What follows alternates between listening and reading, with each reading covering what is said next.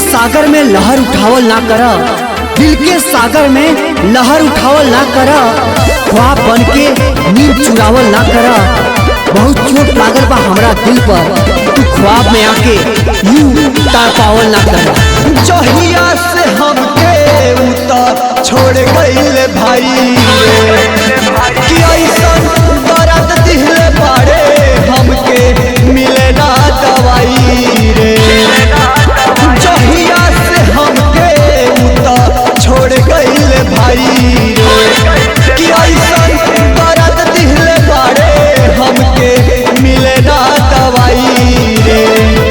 ओकरा बिना मर जाइब भाई रे, ओकरा बिना रह नहीं पाइब रे।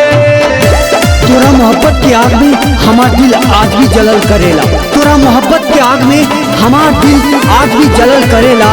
जुदा हो गई तो का भई, यहाँ आज भी तोहर इंतजार करेला। भइल रहे प्यार जब खूब करे बात रे, कहत रहे छोड़ब नहीं कबो तोहर साथ रे। भइल रहे प्यार जब खूब करे बात रे, कहत रहे छोड़ब नहीं कबो तोहर साथ रे। जहिया से हमके उतर छोड़ गइले भाई कि ऐसन दर्द दिले बाड़े हमके मिले ना दवाई रे। ओकरा बिना मर जाइब भाई रे, ओकरा बिना रह नहीं पाइब रे। आग दिल में लागल जब तू खपा भइलू, महसूस तब भइल जब तू जुदा भइलू।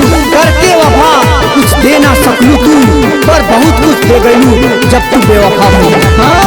तनको न बुझला से उतर साजिद के जज्बात रे, कैलस ना भरोसा हम पे छोड़ देल साथ रे।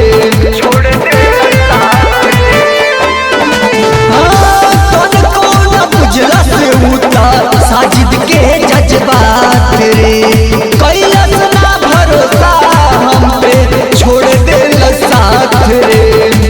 जहिया से हमके उतर छोड़ गइले भाई रे कि ऐसन दर्द दिले बाड़े हमके मिले ना दवाई रे। ओकरा बिना मर जाइब भाई रे,